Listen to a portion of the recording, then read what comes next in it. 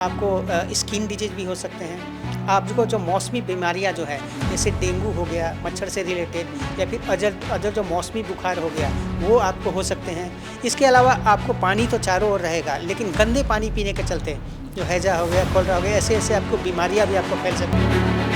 Thunder और lightning भी expected रहता है तो थंडर के चलते भी मौत हो सकती है, आपको लाइटनिंग के चलते भी मौत हो सकती है। जो है आपको 35 to 40 के बीच आपको रेंज करेगा और ह्यूमिडिटी जो होगी 60-70 से लेकर जहाँ बारिश हो रही है वहाँ 100% तक पहुँच जाएगी। तो इस चिपचिपी गर्मी के लिए तो लोगों को तैयार रहना पड़ेगा। ये गर्मी तो पड़ेगी ही क्योंकि ये मानसून सीजन का संकेत है। ये तो अच्छी लोग अभी पहले गर्मी से परेशान थे, अब लोग चिपचिपी गर्मी से परेशान हैं। तो ये जो वेट गर्मी है ये आपको इंडिकेट कर रही है कि कंडीशंस हाईली फेवरेबल है और मानसून की जो बारिश जो है तुरंत ही 2 से 3 दिनों के भीतर होने वाली है। मानसून के सीजन को लेकर लोगों को सावधानियां तो अपनी ही पड़ेंगी।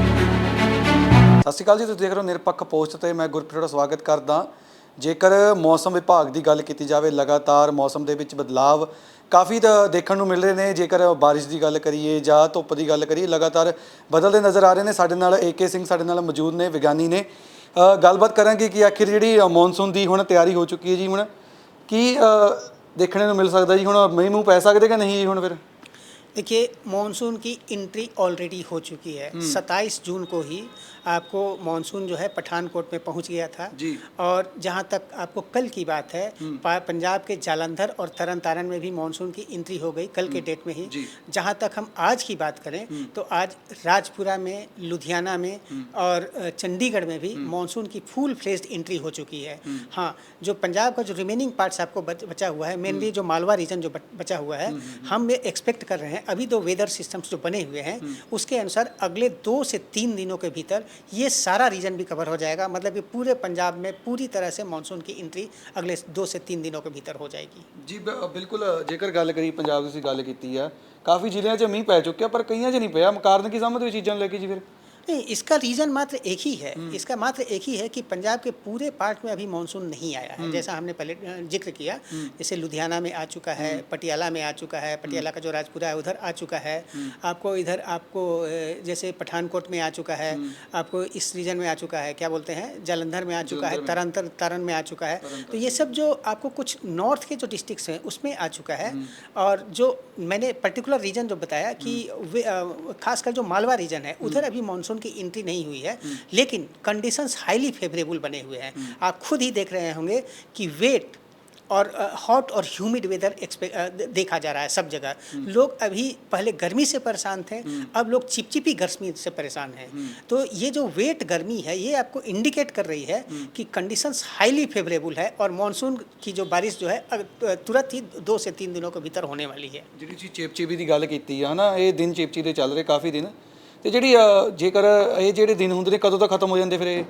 देखिए ये तो मानसून सीजन है, इसमें तो ये तो एक तरह से कहेंगे शुभ संकेत है। ये मानसून के आगमन का या फिर मानसून का सीजन का ये बेसिक कैरेक्टरिस्टिक है। इस तरीक़ा से चिपचिपी गर्मी पड़ेगी क्योंकि टेम्परेचर जो है आपको 35 to 40 के बीच आपको रेंज करेगा और ह्यूमिडिटी जो होगी 60-70 से लेकर जहाँ बारिश हो रही है वहाँ 100% तक पहुँच जाएगी। तो इस चिपचिपी गर्मी के लिए तो लोगों को तैयार रहना पड़ेगा। ये गर्मी तो पड़ेगी ही क्योंकि ये मानसून सीजन का संकेत है। ये तो अच्छी बात है कि चिपचिपी गर्मी पड़ रही है, इसका मतलब ये मानसून फुल में है, अपने असल रूप में है, जल्दी ही आ रहा है। कोई डर वाला माहौल तो नहीं है कितने कोई? नहीं, मानसून में डर वाला कहाँ माहौल है। मानसून की तो एक ऐसा सीजन है जिससे हमारे पूरे इंडिया की इकोनॉमी गवर्न होती है। यही जून, जुलाई, अगस्त, सितंबर जो है आपको पूरे इंडिया की इकोनॉमी को एक नया डायरेक्शन देता है। जितना अच्छा मानसून रहेगा उतना अच्छा प्रोडक्टिविटी होगा, उतना अच्छा एग्रीकल्चर प्रोडक्ट्स निकलेंगे और हमारी इकोनॉमी ग्रो करेगी। जहाँ तक आप डर के माहौल की बात कर रहे हैं, हाँ, मानसून के सीज़न को लेकर लोगों को सावधानियां तो बरतनी ही पड़ेंगी। जैसे कि हेवी रेनफॉल की भी घटना हो सकती है, वेरी हेवी रेनफॉल की भी घटना हो सकती है, एक्सट्रीमली हेवी रेनफॉल की भी घटना हो सकती है। इससे पब्लिक को बहुत ज़्यादा परेशानी हो सकती है। सबसे बेसिक परेशानी अभी क्या हो सकती है, सबसे ज़्यादा परेशानी आपको जैसे कि वाटर लॉगिंग की, इसके लिए आपको तैयार रहना पड़ेगा। इसके चलते पूरा ट्रांसपोर्टेशन सिस्टम या यातायात सिस्टम डिस्टर्ब हो जाएगा। बसें कैंसिल हो सकती हैं, आपको कभी कभी आपको ट्रेन भी कैंसिल हो सकती है। आप यदि पहाड़ी रास्ता हो तो लैंड स्लाइडिंग की भी घटना हो सकती है। आपको बहुत जगह रोड जो है यदि कमज़ोर है तो रोड भी आपको टूट सकते हैं, ढह सकते हैं। और उसके अलावा आप अदर एस्पेक्ट देखें तो इस सीजन में आपको थंडर और लाइटनिंग भी एक्सपेक्टेड रहता है, तो थंडर के चलते भी मौत हो सकती है, आपको लाइटनिंग के चलते भी मौत हो सकती है। तो ये सब तो बेसिक कैरेक्टरिस्टिक है।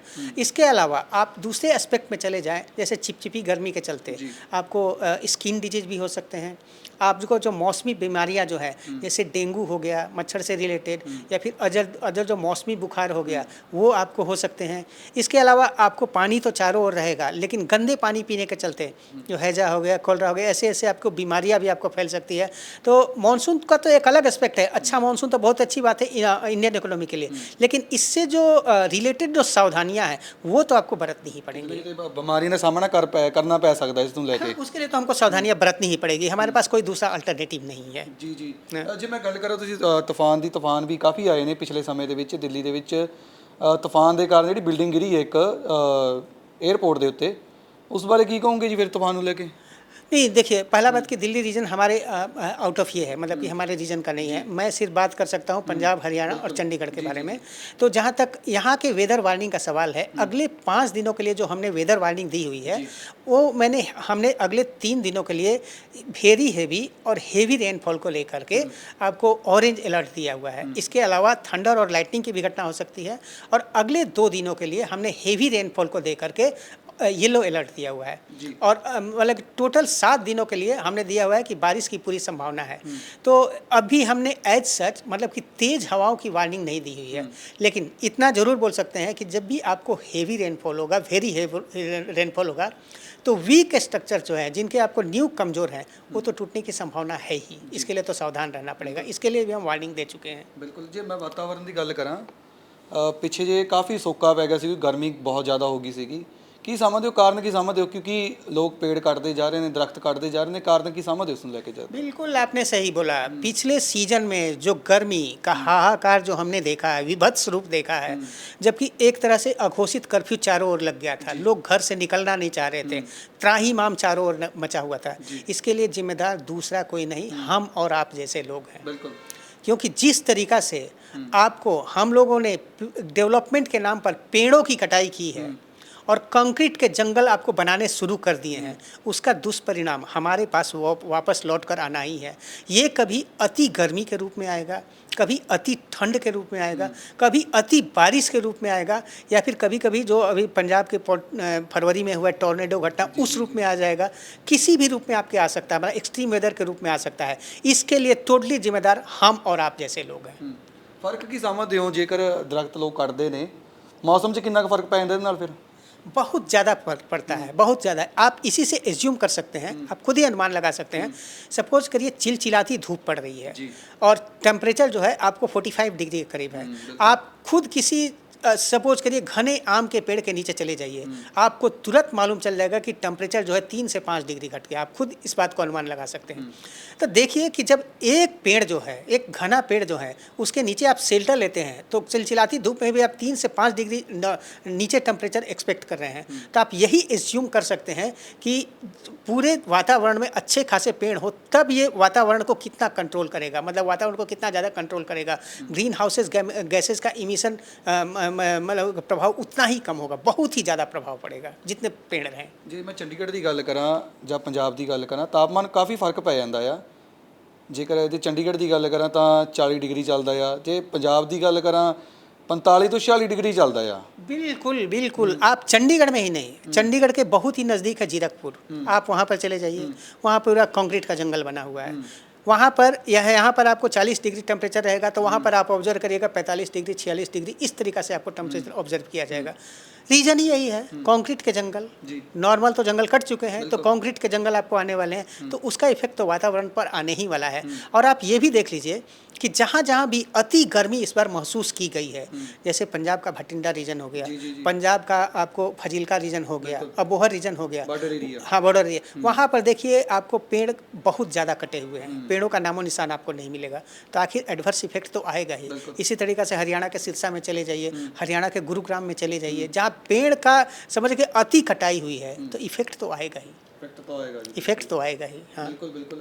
ਸੋ ਹੁਣ ਕਿਸ ਤਰ੍ਹਾਂ ਦੀ ਤਿਆਰੀਆਂ ਨੇ ਜੀ, ਹੁਣ ਰੈੱਡ ਅਲਰਟ ਜਾਂ ਯੈलो ਅਲਰਟ ਕੀ ਕਹੀਏ ਜੀ ਹੁਣ ਫਿਰ? अगले 3 दिनों के लिए हमने ऑरेंज अलर्ट दिया हुआ है और हो सके मतलब कि डिपेंडिंग अपॉन द सर्कमस्टांसेस, मतलब कि यदि और भी ज़्यादा है तो हम इसको रेड में भी कन्वर्ट कर सकते हैं, लेकिन अगले 3 दिनों के लिए पंजाब में ऑरेंज अलर्ट है और उसके अगले 2 दिनों के लिए हमने येलो अलर्ट दिया हुआ है बारिश को लेकर के। ਜੀ ਬਿਲਕੁਲ ਬਿਲकुल। ਸੋ ਜਾਣ ਲੱਗੇ ਜੀ ਇੱਕ ਮੈਸੇਜ ਲੋਕਾਂ ਨੂੰ ਜ਼ਰੂਰ ਦਿਓ, ਕਿਉਂਕਿ ਵਾਤਾਵਰਨ ਨੂੰ ਲੈ ਕੇ ਕਾफ़ी ਲੋਕ चिंता नहीं करते, उन्होंने की मैसेज दोगे जी होना? देखिए, पहला बात है कि हमको वातावरण को मतलब कि रिस्पेक्ट करना पड़ेगा।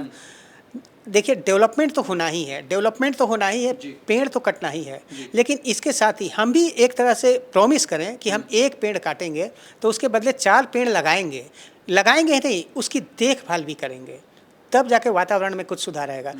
उसके बाद हम ये भी संदेश देना चाहेंगे कि लोग वातावरण के साथ मतलब कि हमारी वार्निंग को सुने, हमारी वार्निंग को सुने और उस पर ध्यान दें। आपने खुद ही कल एक न्यूज़ में देखा होगा जो कि काफ़ी हाईलाइट हुआ होगा, पुणे में एक पूरी की पूरी फैमिली जो है वो 5 लोगों की फैमिली बाढ़ के पानी में बह गई। उसमें दोष किसका था? पूरी की पूरी उस फैमिली का था।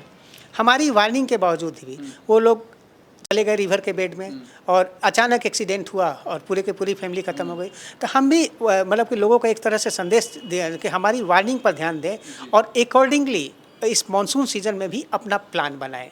ਜੇਕਰ ਨੁਕਸਾਨ ਦੀ ਮੈਂ ਗੱਲ ਕਰਾਂ ਆਖਰੀ ਵਾਰ, ਹਿਮਾਚਲ 'ਚ ਬਹੁਤ ਨੁਕਸਾਨ ਹੁੰਦਾ ਇਸ ਨੂੰ ਲੈ ਕੇ, ਬੱਦਲ ਫਟ ਜਾਂਦਾ ਆ, ਕਾफ़ी ਦਿੱਕਤਾਂ ਦਾ ਸਾਹਮਣਾ ਲੋਕਾਂ ਨੂੰ ਕਰਨਾ ਪੈਂਦਾ ਉੱਥੇ ਵੀ।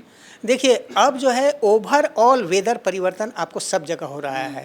आपको जिस तरीक़ा से वेदर ऑब्जर्व होने चाहिए वैसे वेदर ऑब्जर्व नहीं हो रहे हैं। मैंने बोला ना, कभी अति गर्मी हो रही है, कभी अति ठंड पड़ रही है, कभी अति बारिश हो रही है, कभी टॉर्नेडो जैसी घटना हो रही है। ये क्लियर कट दिखा रहा है कि वातावरण जो है हमसे अप्रसन्न है, हमसे नाखुश है।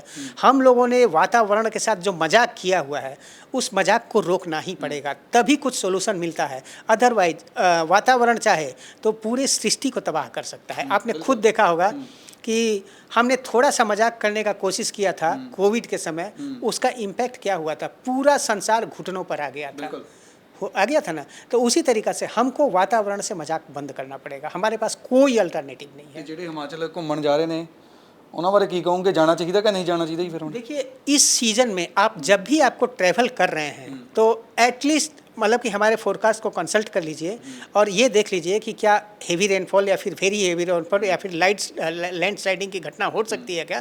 अकॉर्डिंगली अपना प्लान बनाएं और यदि बहुत ज़रूरी नहीं है तो एवॉइड करें इसको। सीज़न दूसरे भी तो आ सकते हैं जब हम उधर जा सकते हैं, क्योंकि आप उधर जाते भी हैं तो हो सकता है आने में फंस जाएँ, तो बेटर है एवॉइड करें ऐसे सिचुएशंस को। ਧੰਨਵਾਦ ਜੀ, ਧੰਨਵਾਦ।